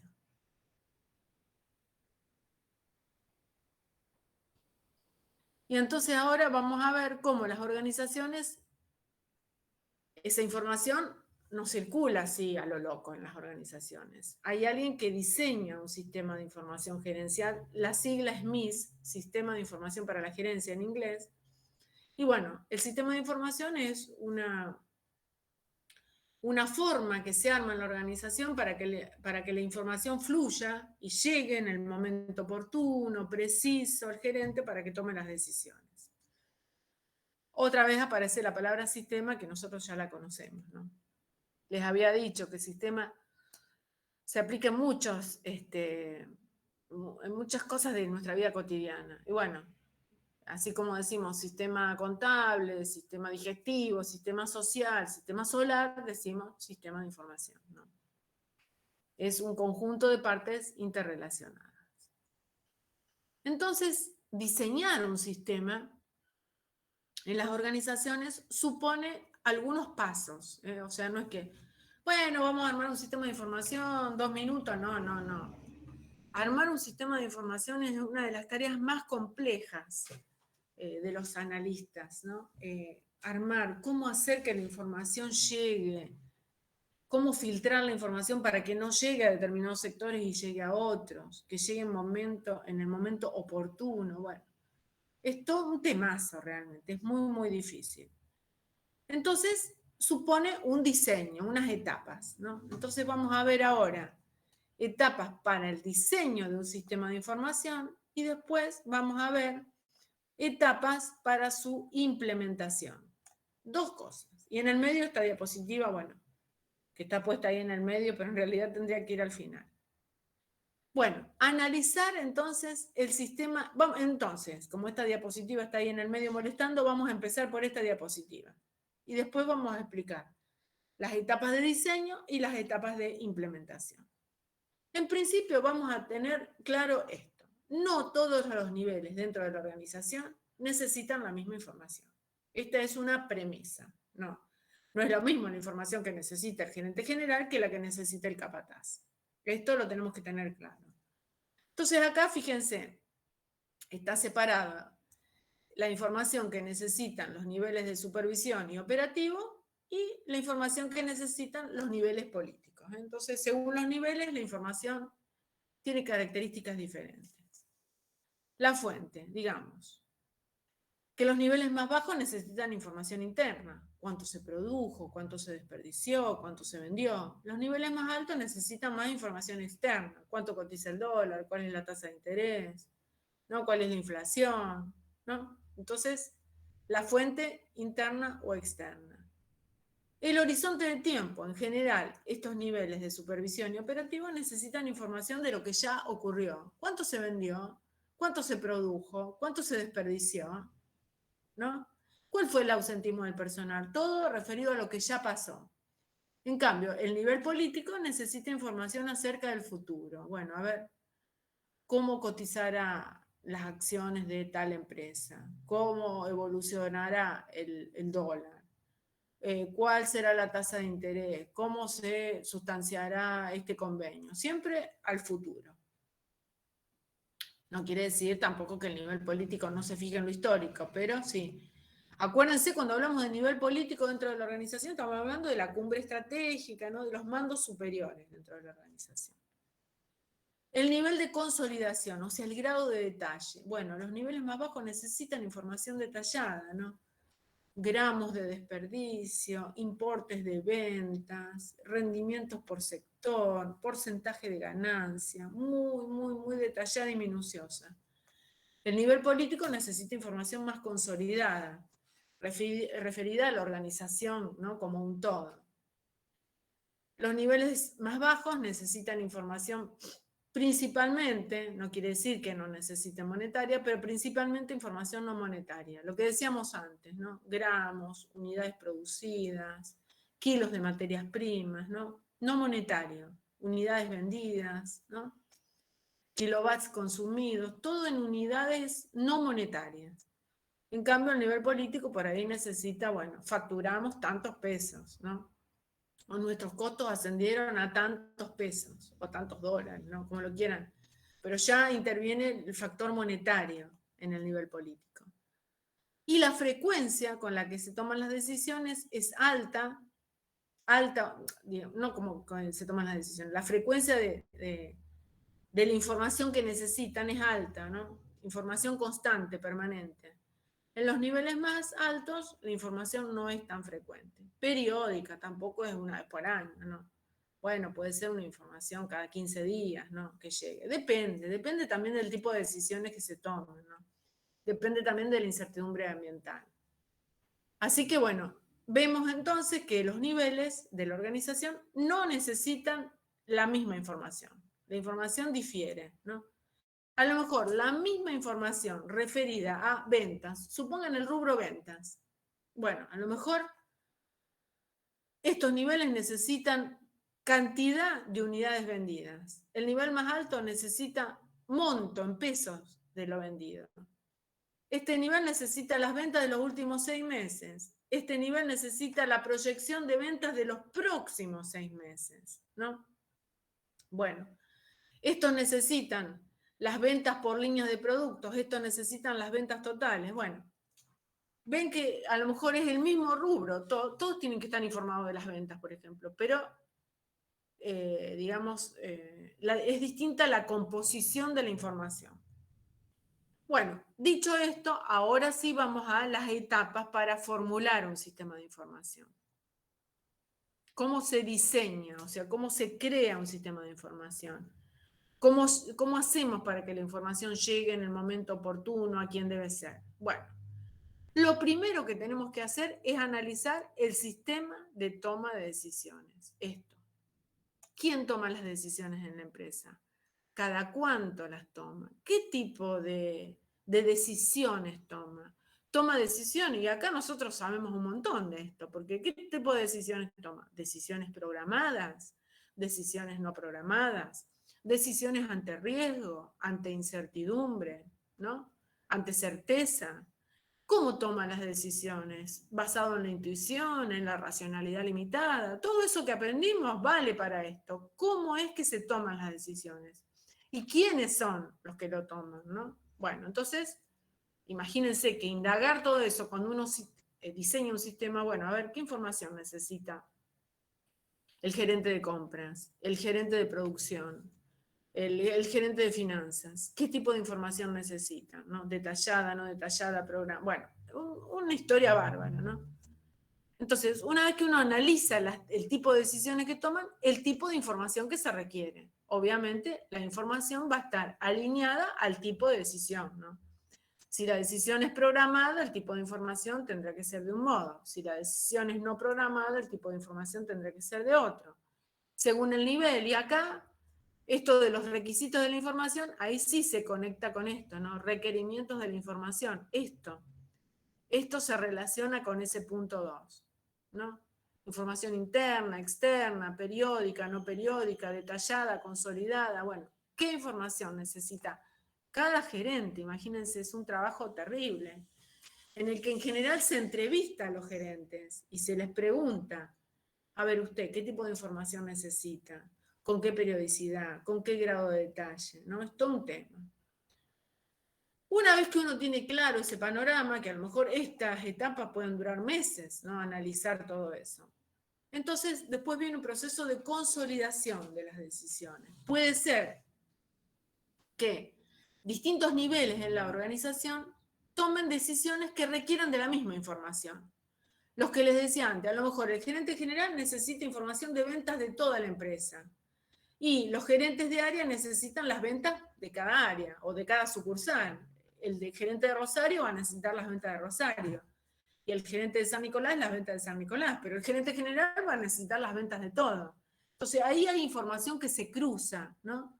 Información que sumada puede servir al gerente general. Las ventas de San Nicolás y de Rosario sumadas interesan al gerente general, pero las ventas por ciudad interesan a los gerentes del sector. Entonces, a eso le llamamos consolidar decisiones, ¿no? Consolidar decisiones y consolidar información, sobre todo. Una vez que uno tiene claro eso, que no es fácil tenerlo claro, entonces sí, se diseña cómo va a ser procesada la información. ¿Quién va a recolectar la información? ¿Quién va a cargar la información en el sistema? ¿Cómo se va a archivar? ¿Quién la va a transmitir? ¿Quién hace el backup? Todo lo que implica el diseño del sistema de información. ¿Cómo va a llegar a los gerentes? ¿A través de una minuta? ¿Qué grado de detalle? Bueno, todo eso es diseñar el procesamiento de la información, ¿no? Por ejemplo, cuando se diseñó todo el sistema guaraní, que ustedes tienen, y que todos tenemos en realidad, que es un diseño a nivel de todas las universidades, no es un diseño propio de nuestra facultad, todas las universidades del país tienen un sistema guaraní. Bueno, se tuvo en cuenta esto, ¿no? ¿Quién toma decisiones en función del guaraní? Bueno, no solo las autoridades y los docentes, sino que también los alumnos acceden a ese sistema. Entonces, ¿es la misma la información que tienen los alumnos que la que tienen las autoridades? No, ustedes tienen información en el guaraní de sus legajos, las materias aprobadas, la inscripción a cursado, las materias regularizadas. Las autoridades de la facultad tienen acceso a otra información del guaraní. ¿Cuáles son la totalidad de aprobados por materia? ¿Cuánto demora un alumno en terminar la carrera? ¿Cómo se agrupan las materias por área? ¿Cómo les va a los alumnos en las contabilidades y en administración? O sea, se tiene acceso a otro tipo de información para tomar otro tipo de decisiones. Bueno, entonces el sistema fue un poco diseñado teniendo en cuenta entonces todas esas cuestiones. Entonces la sumatoria de los alumnos de una comisión obviamente me da las notas de la comisión y ahí están consolidadas la información y las decisiones. Y la información de todas las comisiones de una materia me da la información de una materia. Y de todas las materias de primer año, bueno, me da información sobre el SIC. Bueno, y así se van consolidando, ¿no? Se van armando, como esas celdas se van integrando. Así entonces se consolida el sistema, ¿no? Ya queda diseñado el sistema. Esas son las etapas de diseño. Ahora bien, una vez que uno diseña algo, bueno, lo tiene que llevar a la práctica, lo tiene que implementar. Y ahí pueden aparecer problemas o conflictos, porque a veces el sistema en los papeles funciona perfecto, pero después en los hechos no tanto. Entonces ahora vienen las etapas para su implementación, ¿no? ¿Cómo implementamos un sistema? Bueno, lo primero que tenemos que hacer es hacer una prueba piloto del sistema. No es que el sistema guaraní tuvo un montón de pruebas piloto. Ustedes porque ahora ya lo tienen, ¿no?, familiarizado, pero cuando se instaló por primera vez en la facultad, bueno, se hizo una prueba, primero con los alumnos de primer año, después se fueron incorporando, se fue migrando, los alumnos teníamos un sistema anterior, del sistema anterior al sistema actual, bueno, todo una prueba, ¿no? ¿Por qué es importante la prueba del sistema? Bueno, porque en la prueba del sistema se pueden detectar fallas, ¿no? Cuestiones que no fueron previstas, a lo mejor errores, ¿no? Variables nuevas, imprevistas, bueno. El sistema hay que probarlo. A eso se lo llama prueba piloto, ¿no? Una especie de ensayo que se hace con pocos usuarios. No se prueba a lo mejor un sistema de información con todos los gerentes de la organización. Bueno, probamos con algunos gerentes para ver cómo fluye la información. Por supuesto que en la implementación, e inclusive previamente, conviene, y es muy recomendable, capacitar a los usuarios del sistema, tanto los gerentes como aquellos que van a cargar los datos en el sistema. Entonces, la capacitación es una variable interesantísima cuando uno va a implementar algo nuevo. Los empleados tienen que estar capacitados, porque la no capacitación implica un estado de incertidumbre para el empleado, un estado de miedo, de, uy, ¿qué me va a pasar?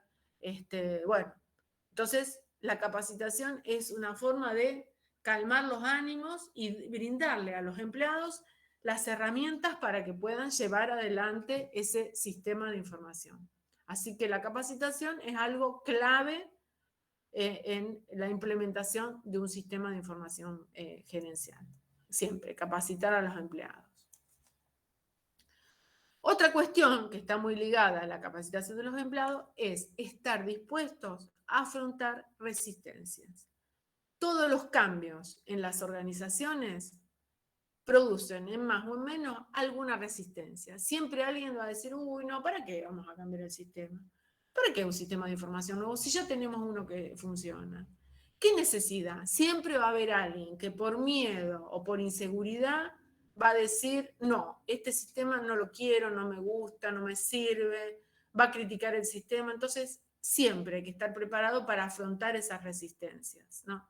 Y superarlas. ¿Cómo se afrontan esas resistencias? Bueno, un poco con la capacitación, como decíamos antes, y un poco con el involucramiento, ¿no? Hacer partícipes a los usuarios. No, mira, el sistema es nuevo, va a mejorar, yo te ofrezco la capacitación, te ofrezco que opines sobre el sistema, que propongas sugerencias para mejorarlo, ¿no? Eso sería involucrar a los usuarios.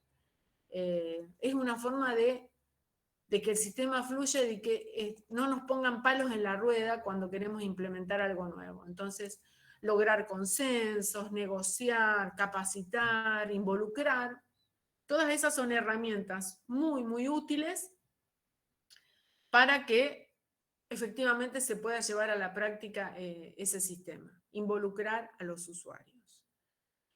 Luego entonces, que uno ya tiene aceitado y bueno, convenció, y para eso es importante lo que vimos en la otra clase, ¿no? La influencia, la motivación, el liderazgo, ¿no? Entonces, fíjense qué importante es la figura del líder cuando uno tiene que implementar un nuevo sistema de información, ¿no? Que logre involucrar, ¿no? Y recuerden todas las teorías del liderazgo, ¿no? Esa teoría del liderazgo situacional, en la que el líder acompaña el crecimiento, la madurez laboral de su empleado. Bueno, como todo esto tiene importancia en este momento. Fíjense cómo todos nuestros temas se van aunando a medida que avanzamos, ¿no? Bueno, una vez entonces que nosotros más o menos logramos aceitar ese involucramiento de los empleados, ya los empleados dicen, bueno, sí, el sistema va a andar bien, bueno, vamos con eso. Entonces, se verifica la seguridad del sistema, ¿no? que no es lo mismo que la prueba. La prueba es algo previo, ¿no? Algo en menor escala. La seguridad del sistema es, bueno, verificar que el sistema funcione efectivamente. No, seguridad a lo mejor los confunde, pero es verificar que el sistema fluya, que llegue la información, bueno, cuando tiene que llegar, ¿no? Eso. ¿Cuándo y dónde tiene que llegar? Que no se filtre información que no debiera filtrarse, que la información llegue en forma oportuna, que sea económica, ¿no? Todos esos requisitos que vimos para el sistema de control, bueno, valen para esto, ¿no? La oportunidad, la flexibilidad, la economicidad, la comprensión, ¿eh? Llega la información, a lo mejor esto está perfectamente hecho, pero cuando llega la información al usuario, el usuario no entiende la información. Le llega un informe que no puede entender porque está confuso. Bueno, todas estas son las cuestiones de verificar la seguridad. Además, también aparece el tema de que no se filtren datos que son confidenciales. Eso también es importante, ¿verdad? Que no acceda cualquiera al sistema de información, ¿no? Porque si no sería un caos. Que acceda a la gente que realmente lo necesita para la toma de decisiones. Y finalmente, lo que queda es hacer revisiones periódicas del sistema, porque los sistemas a veces funcionan bien y después uno con el tiempo se da cuenta de algunas fallas, ¿no? Que lo podríamos haber hecho de otra forma, que de esta manera se ahorraría más tiempo, que de esta manera la información se presentaría con una forma más comprensible. Bueno, uno después cuando el sistema empieza a rodar, uno puede detectar alguna inconsistencia, alguna cosa que se puede mejorar. Y eso salta a través de revisiones periódicas. O sea, que el sistema de información no es que uno lo implementa y se va a dormir la siesta, otra vez, en el mismo chiste. No, no, hay que revisarlo, ¿no? Porque a veces necesita ajustes, ¿no? A veces cambia alguna cuestión de la empresa y bueno, eso necesariamente impacta en la información que se necesita. Así que las revisiones periódicas tienen que estar a la orden del día. Bueno, y con esto increíblemente terminamos esta unidad 6. Pero antes de irnos vamos a ver el material para que yo les indique qué cosas sí y qué cosas no de la unidad 6. Aguárdenme un segundito. Voy a buscar aquí la unidad 6. Puede demorarse esto.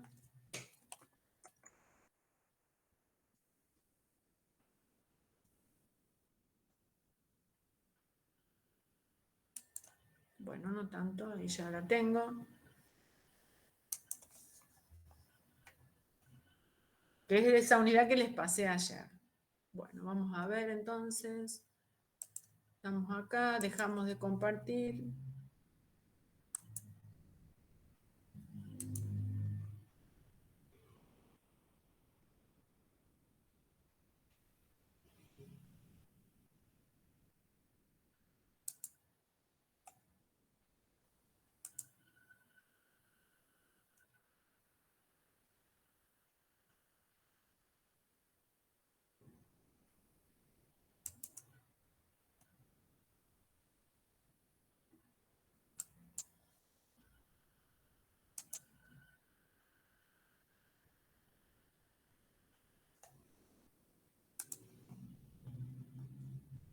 Bien, acá está.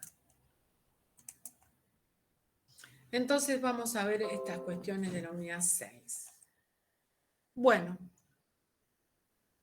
por supuesto la unidad comienza con el cuestionario, ya saben que estaría bueno que lo respondan.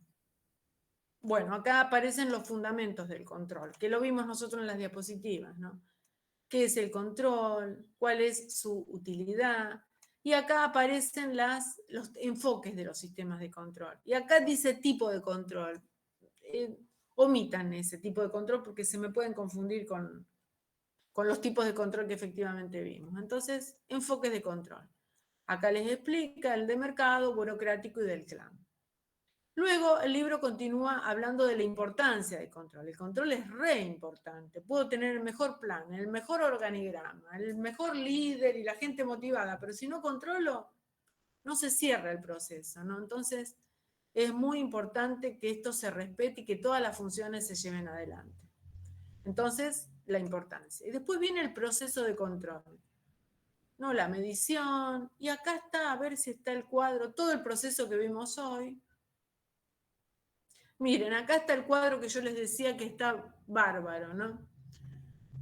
Como acá explica, así gráficamente de un pantallazo, cómo viene el control, ¿no? Los objetivos diseñados en el proceso de planificación, el estándar, se mide el rendimiento real, se compara con el estándar, se compara, y se pregunta, ¿se está alcanzando el estándar? Sí, no hago nada.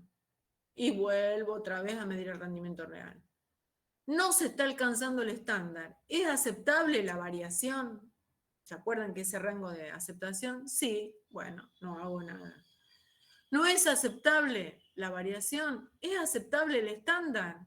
Sí, entonces identifico la causa de la variación y corrijo el rendimiento a través de la acción correctiva básica o la acción correctiva inmediata. ¿No es aceptable el estándar? Cambio el estándar, lo bajo un poquito. Y ahí, bueno, entonces con algunas flechas está bárbaro creo que, por supuesto uno lo tiene que estudiar de lo escrito, pero esto es como que termina de cerrar. Pero todo esto está explicado en todo esto previo, ¿no? Es lo que dijimos hoy. Después, si ustedes tienen alguna duda, por supuesto me preguntan. Después aparecen los tipos de control según el momento. Control preventivo o anterior, control concurrente o concomitante y control posterior o correctivo. Acá lo tenemos. Después las características del sistema de control eficaz, esas 10 características aparecen aquí explicadas. Todo esto va, por supuesto, ¿no? Todo va, acá están las 10 características, pero cada una explicada. Hoy ya lo explicamos. Acá un poco critica a veces que los controles, a veces cuando son excesivos, terminan siendo disfuncionales, ¿no? O controles que invaden la privacidad o la intimidad de los empleados, por ejemplo, bueno, son controles que obviamente hay que evitar, ¿no? Entonces a veces los controles, algunas empresas se pasan un poquito con los controles, eso les quiere decir un poco acá. Aquí esto se relaciona con las cuestiones éticas en materia de control. Bueno, esto una leída, simplemente porque no es material de estudio. Y después aparece todo lo que es la estructura de control, que es esta publicación de cátedra, en donde les cuenta, ¿no? El control político, bueno, está todo, se da vuelta, el control de gestión, el control operativo, lo que vimos hoy, muy, muy bien explicado. Y la información. Y después sí, aparece nuevamente el libro de Robbins con las herramientas y técnicas de control. Entonces ahí les explica qué es el sistema de información, lo que vimos hoy, y las etapas, el diseño del sistema de información con todas las etapas, y la implementación, que debe estar por aquí, acá, la implementación del sistema. Bueno, y el resto ya no, porque ya es como mucho, ¿no? Acá, otra vez, con otras palabras, les dice lo que está dicho en la publicación, ¿no? Los controles operativos, los controles de los mandos medios. Fíjense que este es otro libro, es fotocopias de otro libro que aparecen aquí, bueno, no les va a hacer daño leer esto. Y ahí ya termina. Es una unidad breve, como verán ustedes, pero interesante, esta unidad de control. Y bueno, terminamos, así que nos falta solo la unidad 7, que tiene lo suyo también. Porque la unidad 7 es como un recorrido por todos los autores de la administración. Eso lo vamos a ver en la clase que viene.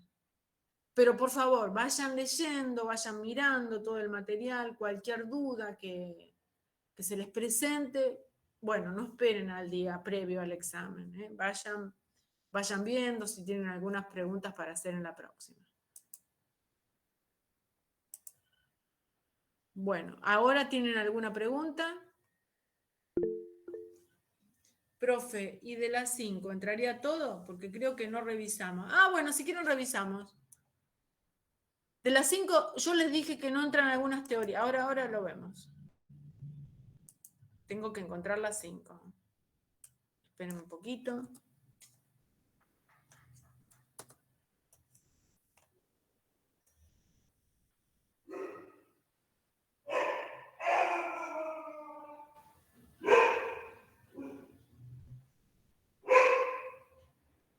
No tengo acá la unidad 5. ¿Ustedes la tienen para compartirla? A ver si lo tengo acá y él me lo pasa.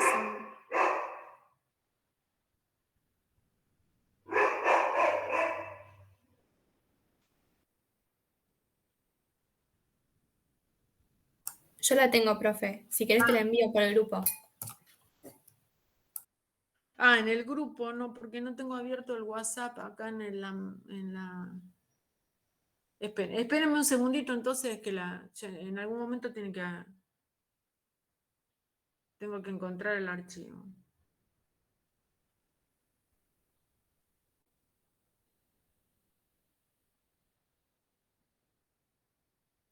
No, ya sé.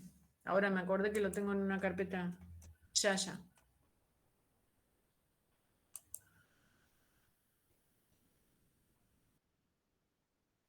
Sí, pero no tengo abierto el WhatsApp web. Entonces, no. Gracias. Me lo puedo enviar. Bueno, a ver, si no lo encuentro, me lo envío del WhatsApp al mail y lo abro en el mail. No tengo en esta compu el WhatsApp web y... A ver... Ah, no, acá está. Listo. Gracias igual por haberlo enviado.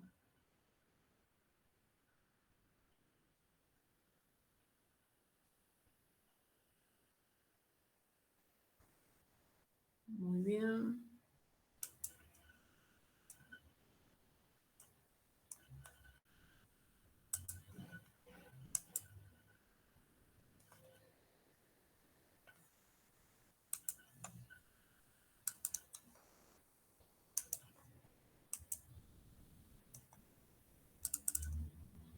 Acá está.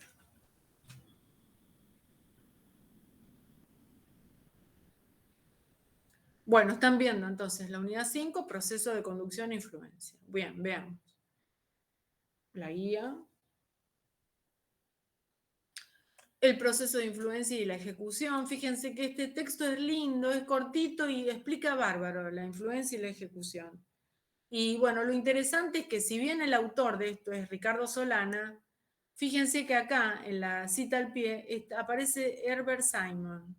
¿Por qué? Porque el autor del proceso de influencia es Simon, que es el mismo autor de la racionalidad limitada, es el mismo autor de la teoría de conflicto. Bueno, también es un autor así súper potente en administración. Bueno, también esto de la teoría de la influencia es de Simon, solamente que acá tenemos como un resumen que hizo este autor argentino que se llama Solana. Entonces ahí les cuenta lo que es la influencia, las variables, explica la aceptación, todo esto sí, la aceptación, que es una mezcla de identificación y poder, acá tienen identificación y poder, re interesante. Y después habla, les presenta esta matriz, que es como cuando se cruzan la identificación con el poder. ¿Cómo interpretaríamos esto? Podríamos decir que yo acepto una orden porque fíjense, esto va de 0 a infinito, la identificación. Y el poder también, de 0 a infinito. Yo puedo aceptar una orden, puedo estar acá, por ejemplo. Si yo me paro acá, estoy 0 identificada con la orden. Perdón. Y la persona tiene 0 poder sobre mí.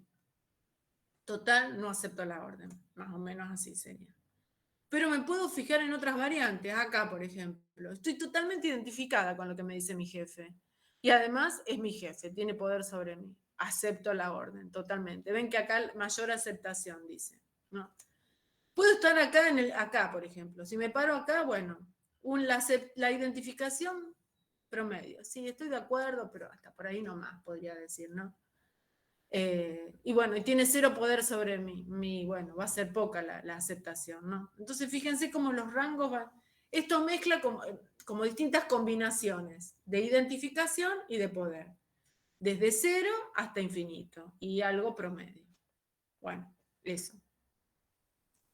Sigue todo esto hasta aquí, porque motivación no lo tienen que estudiar. Bueno, ahí de hecho termina este libro, así que esto no, por supuesto. Después aparece justamente la cuestión de la comunicación. ¿no? Porque se acuerdan que una de las partes de la influencia es la comunicación. Entonces, les explican las funciones, todo esto sí. Los métodos de la comunicación interpersonal, bueno, acá les habla de la codificación, del modelo matemático de la comunicación que vimos el otro día. Más adelante les habla de las barreras de comunicación, súper importante. Por supuesto, esto, cómo manejar una fuerza de trabajo diversa, son lecturas optativas, ¿no? Cómo superar las barreras de la comunicación, todo esto sí. Bueno, o sea, sí, todo esto va. Las redes, esto también lo vimos en clase, todo esto va. Al final hay unas lecturas así, ¿no? Situación actual de la comunicación en las organizaciones, bueno. Es una lectura eso. Y luego sí viene la motivación. ¿Qué es la motivación? Por supuesto que sí.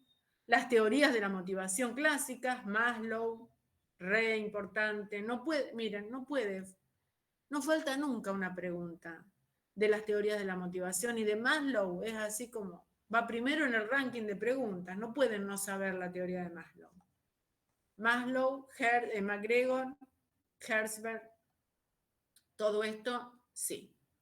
Y McClellan, que acá el libro a McClellan, a este autor lo pone como un autor clásico, cuando en realidad es un autor contemporáneo. O sea, el libro debiera poner, luego de este título, Teorías Contemporáneas, debiera poner ahí a McClellan, no como clásico. Pero bueno, McClellan sí, por supuesto. ¿Qué no, entonces? Hasta ahora lo primero que digo que no es esto. La teoría del establecimiento de metas, no.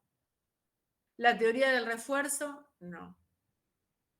La hoja en blanco, tampoco. Teoría del diseño de puestos, no.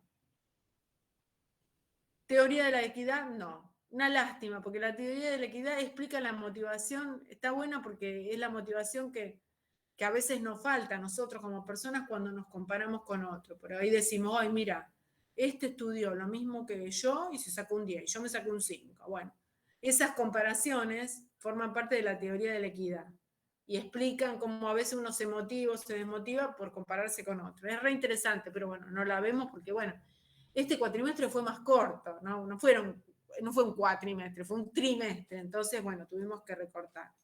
Esta no va. Tampoco la teoría de la expectativa, que también es linda, pero bueno, no va. Tampoco la integración de las teorías contemporáneas, obviamente. Tampoco temas actuales. Tampoco. Y aparece por ahí liderazgo. Liderazgo tienen esta publicación que está muy buena, muy sintética. Bueno, ahora aparecen las hojas al revés, pero está, bueno, ya saben ustedes que nos pasa esto, ¿no? Nos habla un poco de la motivación, del liderazgo, de los tipos de liderazgo, los gerentes versus líderes. Recuerdan que compartimos una diapositiva donde se hablaba de gerentes versus líderes, muy importante. Y después aparecen las teorías de los rasgos, que tanto criticamos el otro día, las teorías conductuales, que al final llegan a conclusiones bastante parecidas. Todas esas son clásicas, ¿no?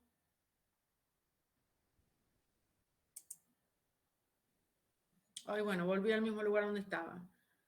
Y tenemos también esto, que también, o sea, esta publicación yo lo aprovecho para repasar un poco, pero esto sí, esta publicación sí.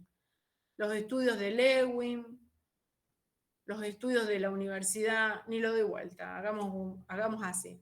La Universidad de Ohio, la de Michigan, la de Rejilla Administrativa, todos estos estudios sí. Todas esas son las teorías clásicas del liderazgo. Y después tenemos la teoría del liderazgo situacional, que es muy interesante, que es la que tenemos acá, que está así también, ¿no? La teoría, porque de todas estas teorías contemporáneas del liderazgo, solo tienen que estudiar la teoría del liderazgo situacional. Pero en este cuadernillo, digamos, está solo esa, así que esa es la que tienen que estudiar. ¿Se acuerdan de ese líder que acompañaba la madurez laboral del empleado? Bueno. Y finalmente tenemos los enfoques actuales del liderazgo, y ahí tenemos el líder transformador y el líder transaccional. Y hasta el final. Esta publicación íntegra. Bueno, y ahí termina. O sea, pasando en limpio, lo que no tienen que estudiar son las teorías contemporáneas de la motivación. Y algunas lecturas finales en los capítulos que son lecturas para profundizar. Si los quieren ver, bueno, bienvenidas sean, pero bueno. Eso. Buenísimo que me preguntaste. Vino bien aprovechar que hoy la clase fue un poco más corta para repasar eso. Bueno, si les parece entonces, seguimos el martes que viene en formato virtual y entonces el otro martes nos vamos hablando, ¿no? Tendríamos ya el encuentro presencial previo al examen. Al que pueden asistir, aún los que han quedado libres, o sea, sigan asistiendo a los que quedaron libres porque, bueno, esta es una instancia de aprendizaje, o sea, en vez de rendir en noviembre, van a tener que rendir en diciembre, tampoco que van a tener que rendir dentro de 5 años, así que sigan participando de las clases y no se desanimen, bueno, son cosas del aprendizaje en la universidad y bueno, a veces no nos va bien, pero no nos tenemos que desanimar ni desmotivar, ¿no? Hablando de motivación. Así que bueno, dejamos por aquí esta clase y bueno, nos vemos la próxima. Cualquier duda o inquietud, por supuesto, me la pueden preguntar en la semana. No esperen al martes que viene. Bueno, saludos a todos. Chau, chau. Que les vaya muy bien. Hasta luego, Chao. profe. Chao, profe, gracias. Chao. Chao.